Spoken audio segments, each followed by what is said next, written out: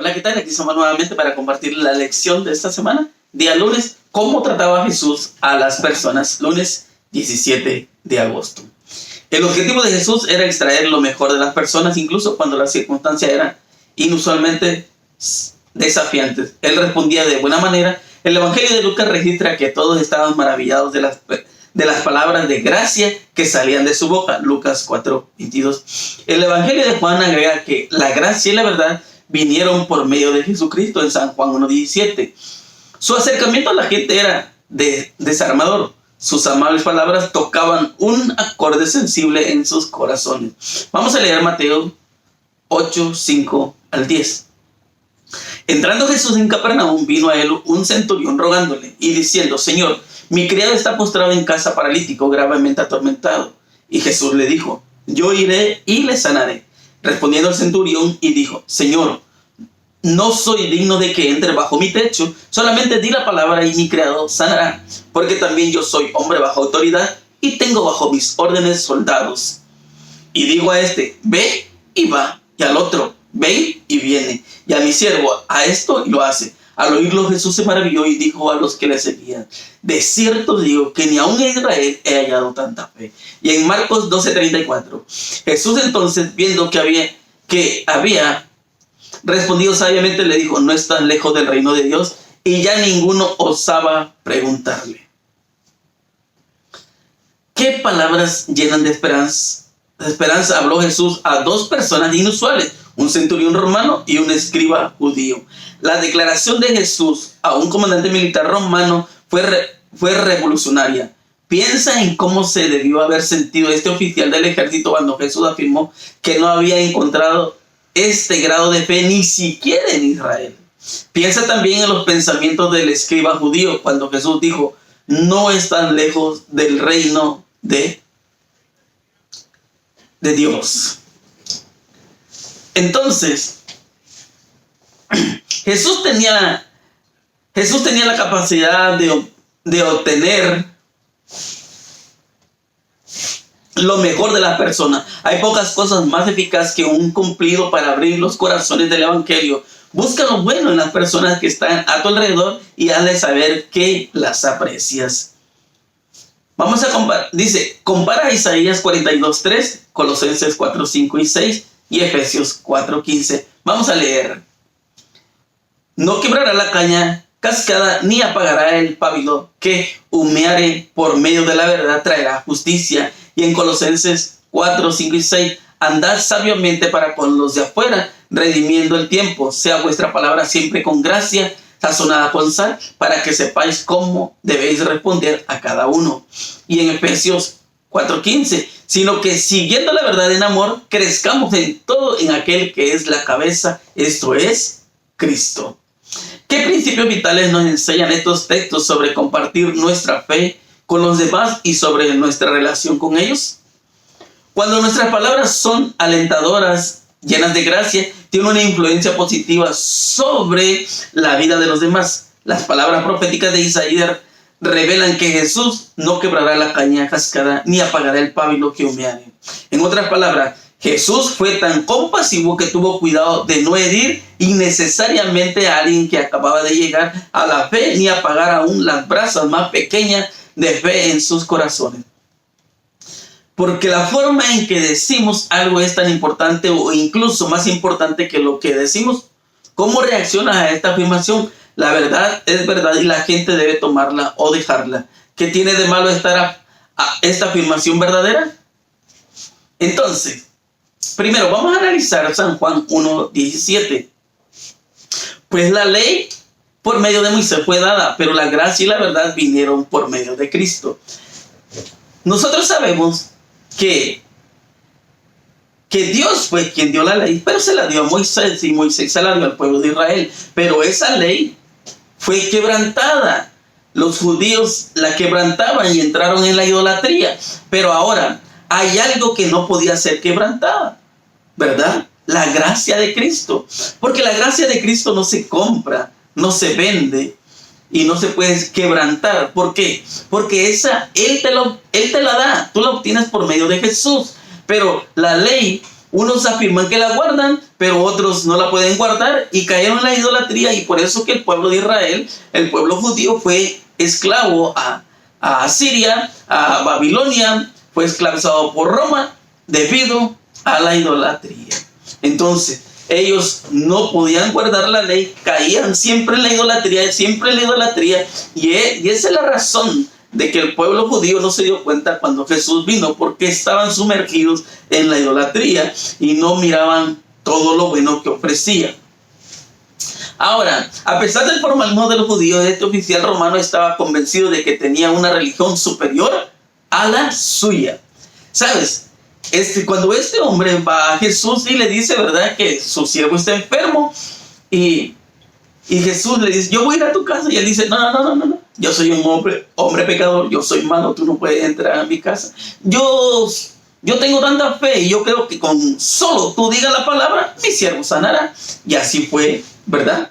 Entonces nos damos cuenta que este hombre tenía mucha fe, y es por eso que Jesús dijo, ni aún, ¿verdad?, ni aún Israel ha hallado tanta fe. Ahora,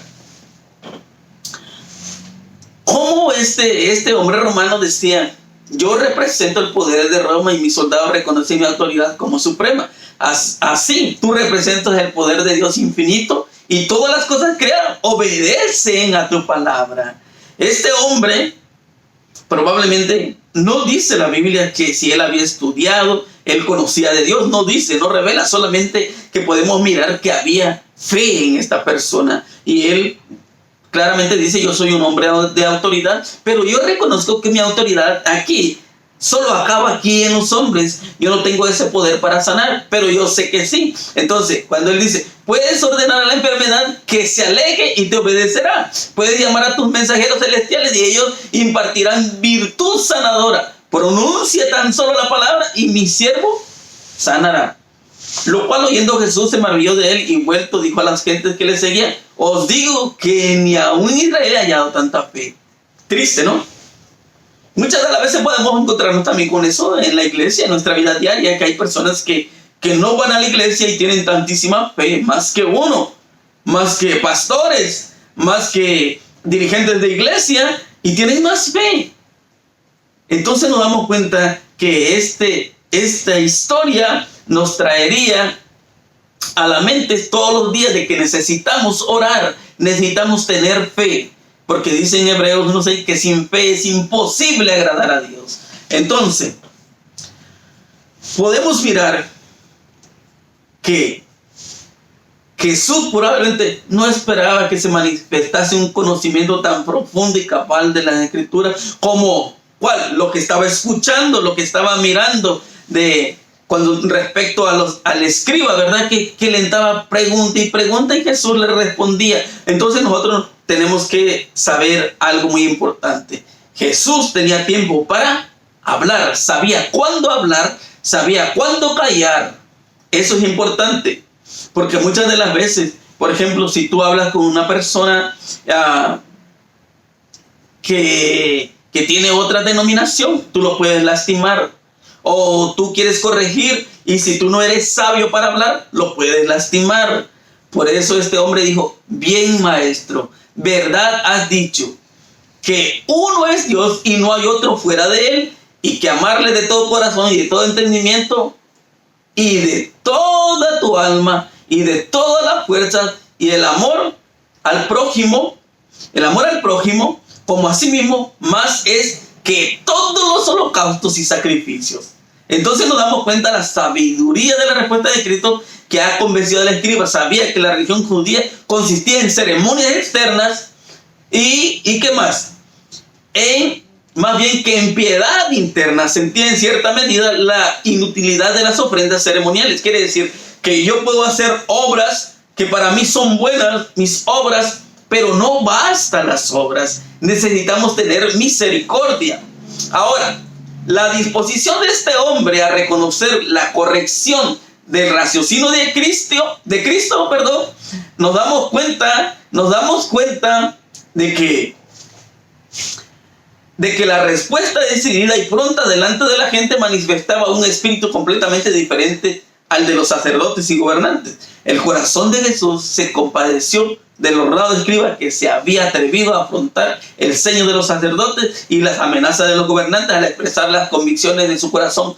Jesús, entonces, viendo que había respondido sabiamente, le dice: no estás lejos del reino de Dios. Ahora, para que nosotros alcancemos el reino de Dios, tenemos que tener sabiduría. Necesitamos pedir sabiduría a Dios para que nosotros podamos hablar como Él quiere que hablemos. Muchas de las veces tú puedes agarrar tu Biblia y leer un pasaje y lo vas a entender y lo vas a explicar a tu forma, a tu manera, lo que tú entiendes, pero muchas de las veces nosotros no pedimos sabiduría a Dios para poder explicarlo. Pero cuando tú vas a la Biblia y pides sabiduría, Dios te llena de sabiduría para que puedas hablar. Y aún ahora, si tú eres falta de sabiduría, hay que pedirle a Dios. Por ejemplo, lo podemos mirar ahí en Santiago.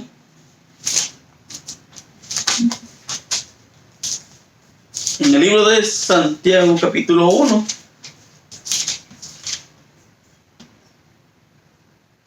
Versículo 5. Y si alguno de vosotros tiene falta de sabiduría, pídela a Dios, el cual da a todos abundantemente y sin reproche, y le será dada. Entonces nos damos cuenta de que si nosotros necesitamos sabiduría, necesitamos pedirle a Cristo. Él es el único que nos la va a dar, porque aún nosotros que si leemos y leemos y leemos y no llegamos a entender lo que quiere decir, podemos ser causa o podemos ser piedra de tropiezo para otras personas. Y Cristo no quiere eso. Y yo sé que ni tú quieres eso. Es por eso que nosotros tenemos que leer y guiar a los demás por el buen camino. Si yo estoy mal, necesito que alguien me guíe. Si tú estás mal, necesitas que alguien te guíe por un buen camino. Como dice la Biblia, un ciego no puede guiar a otro ciego. Mi hermano, yo te invito para que tú puedas leer tu Biblia todos los días. Estudia tu lección y esfuérzate, sé valiente, para que tú puedas aceptar lo que la Biblia dice. No lo que yo digo, no que el pastor dice, sino lo que la Biblia dice.